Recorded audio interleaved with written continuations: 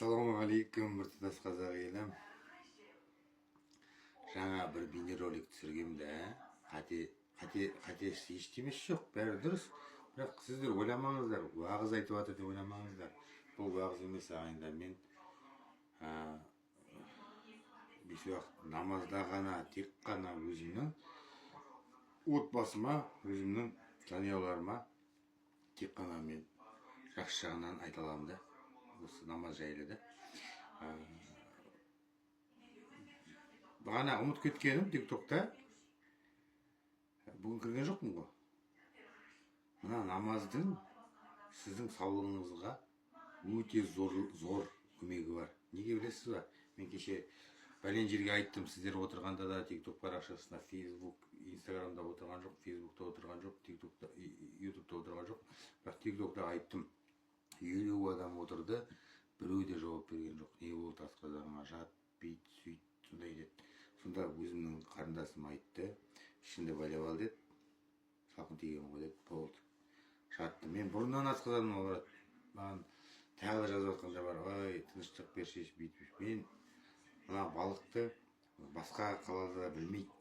Тағы бір қыз айтам, маған бұл адам ренжіп жүрмес, мен ол бұғаттап тастады. Ол кешегі қызыл балық жайлы айтып отыр да, Астанада қала жеп отыр деп. Жей берсін.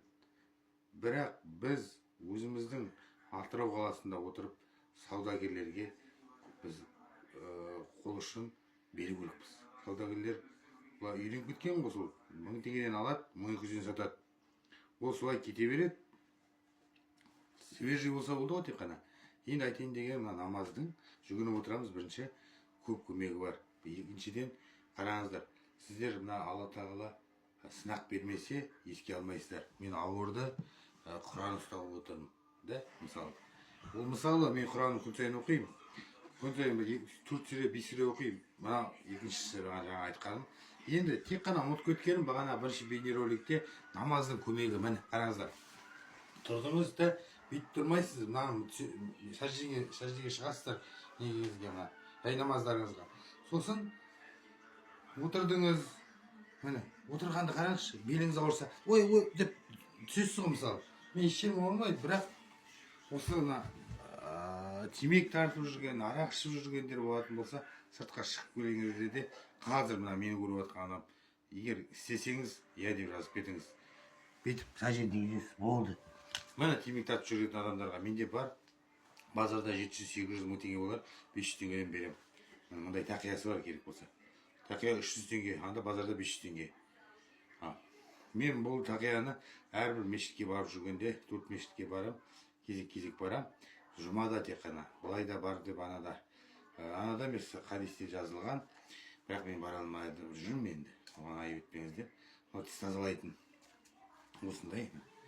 Осыны айтқым келді бірінші. Так, оны тазалап бетіп қоясың. Ауа келетіні бар, мына жерде бетіп тұрады. Таза жерде тұру керек, қалдағы табуға болады. Екіншісі, бағанағыдай өт, астрахань дұрыс ба, белдегі, сүйектегі, сосын асқазанға жақсы болады екен. Былай отырсаңыз, жүгініп отырсаңыз, ол да көмегі бар. Сосын айтыңызшы маған келесіде. Анада да салдым былай, бірақ ешкім айтқан жоқ еді. Коля, сені салғаннан кейін істеп көріп едім, жақсы екен деп. Отырып қараңызшы, тау осылай. Құран, ана не бар ғой? Нанды алып, нанды басып, Құранды алу керек, бету керек, сондай бір сұрақтар болады кейде. Ондай сұраққа не керек, мысалы да, оқып отырсыз ба? Тиктоктағыдай ғой. Мені бақтап, балағаттап жатқандарды кешірдім, шығарып қойдым неден. Тиктоктан неден бұғаттарын шығарып қойдым, бірақ әлеуметтік желіге де салып қойдым. Неге десең, оны басқа адамдар көрсін, дауысын білсін Атыраудың. Мен кездеспейді емес, мен кешірімді, Алла кешірімді болып тұрғанда бізде кешірімді емес, бірақ мен бағанағыдай маған жекпе-жек шығасың ба, бейтесің ба, басын жара дейді ғой бұлай. Бірақ енді мен бір айта кететінім, сүйікті пайғамбарымыз Мұхаммед саллаллаху алейхи уассаламға тіл тигізсеңіздер, мен шығам. Сосын айтайын деген, менің мына эфирімді қарайтын адамдар бар ғой, құзырлы органдар қарайтын болса, ұлттық қауіпсіздік комитеті қарайтын болса, өтініш, тикток парақшаларын жариялаған жоқпын. Біздің мына Алла тағаланың кітабын, Құранды, екінші сүйікті пайғамбар саллаллаху алейхи уассаламды, мұхаммед пайғамбар саллаллаху алейхи уассаламды жамандап жатқандар бір группа бар екен ағайындар. Өте сұмдық, сондармен айналысыңыздар, оған да ағайындар. Міне осы екеуін 20 мың қалдым ғой кезінде. Қазір қымбаттап кетті. Тақияны айттым, мынаны айттым, мына жақсы жерін айттым ғой. Бәрі жерге көмегі болады, мына отырғанның, осы отырғанның. Енді тиктокқа келеміз, шай, міне шай ішіп отырмын мысалда. Сенің асқазаның ауырады, кофе неге ішесің деп мысалда. Ыссы просто сосын ішіп отырғаным ғой. Бұған да бар ма, мен жаңа айттым оны, садақаларға барам. Сонда айтады, қарашай дейді, өлімде отырсың ба, ақша іш дейді. Өлімге келдің ба, таңдама көрсін. Жақсы, күріш береді, бешбармақ береді, или бағана ет әкелгенде еттен кінәрат іздемейсің. Бірдеме көріп қалдың ба, үндемейсің. Дейсің, болды, все. Етке ештеме айтылмайтын. Бірақ ол әйел адам аяқтағы. Сол үшін еркектерге дайындайды. Сол үшін еркектер әкеледі тамақты. 5-7 адам тамақ әкелмей ме? Сол 7 адам тамақ әкелді ғой, қадеде. Сол 7 адамды тағы сол әкелген еркектер қайтып алып кету керек. Әйел адам болмайды емес. Келіндер болады ғой, келіндер жұпын жүреді ғой. Әйел адамдар болады кейбірлері. Үйден асық шығып кетеді, алдары ашық болады. Вот соны айтайын дегенім ағайында. Сосын қонағасын жайлап тыямыз, қазір емес. Барынша қонағасын тыямыз. Неге десең, бұл қонағасы деген шақырыңыз, туысқаныңызды, көршіңізді шақырыңыз. Коллектив не керек сізге? Астанадағы бір адамдар не керек? Астанадағы адамдар шақырасыз, Астанадағы, Қарағандыдағы адамдар шақырасыз да, бірақ көп адам шақыруға болмайды қонағасына. Телефонмен. Естіген адам естиді осы. Специально шығарып қойған жоқсыздар ма? Жаназа болып жатыр, осылай деп шығарып қойып отырсыздар ғой. Мен де шығарып қойып отырмын мысалы. Қайғыны бөліссең азаяды дейді ағайындар. Сол сияқты бәрін бірін айт дейді, тілді көрдіңіздер ғой. Тіліміз нетіп жатыр. Димашқа вообще өкпелеп іштеу деген жоқ, маған жазып жатыр, майқал бірдеме деп. Алла кешірсін, Димаштың бір қателігі просто. Әкесінің қателігі ғой, әке-шешесінің. Біздің Атырау облысының шалғай азғырға барған жоқ, мысалы. Семей полигоны, Семейге барған жоқ. Олжас Сүлейменов айтып кетті кезінде, жатпа деп полигонды жойды ғой. Тайсойған, Қызылқоға районы. Сондай жерлерге барсын дейін да. Тағы төртіншісі бар бір. Азғыр полигонына барсаңыздар, ағайындар, любой. Лотос бар бізде, лотос. Атырау облысы Құрманғазы ауданында, Теңіз ауылдық округінде. Ертең августте жазылып қоясыздар маған. Мен сіздерге тауып беремін сол орынды. Мен Абат Жанғалиев мырзамен, Ернар Боранғалиев, Мерия Жігериев, және де Қайрат Бөлеков, әкімдер Абдурахман Мұса, солармен анада бір сөйлескенде айтты. Бұл берілген ақша берілді, тендер ұтып алды, соған кетті, бірақ ол лотос дами беру керек. Соған қол ұшын тигіземін десеңіздер, хабарласыңыздар. Ертең август, тамыз айында, тамыз болмай тұрып хабарлассаңыздар, осы шілде айында хабарлассаңыздар болады да.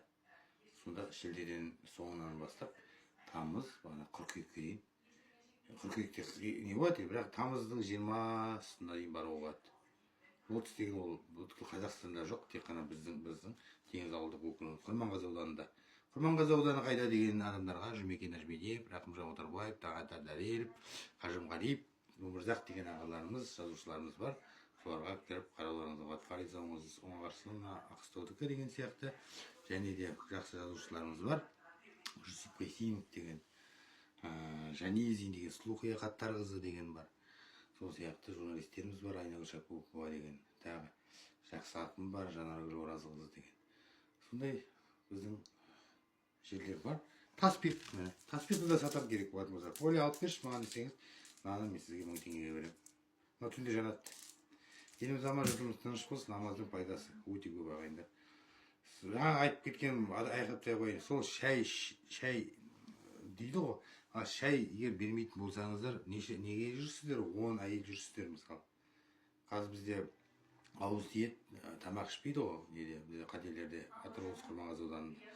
Сондағы адам бір шайды, бір шайнек шайды, қара шайды заваркасын көп салып, дайындап қойып қояды ғой деген ойда айтып жатқаным ғой. Айып етпеңіздер. Ал бұлай тойларда қыздар әкеледі, келін әкеледі үйдің, сәлем салып алады деген сияқты. Сондай қағидаларды орындайық ағайындар. той мен садақа бірдей болмасын ағайындар.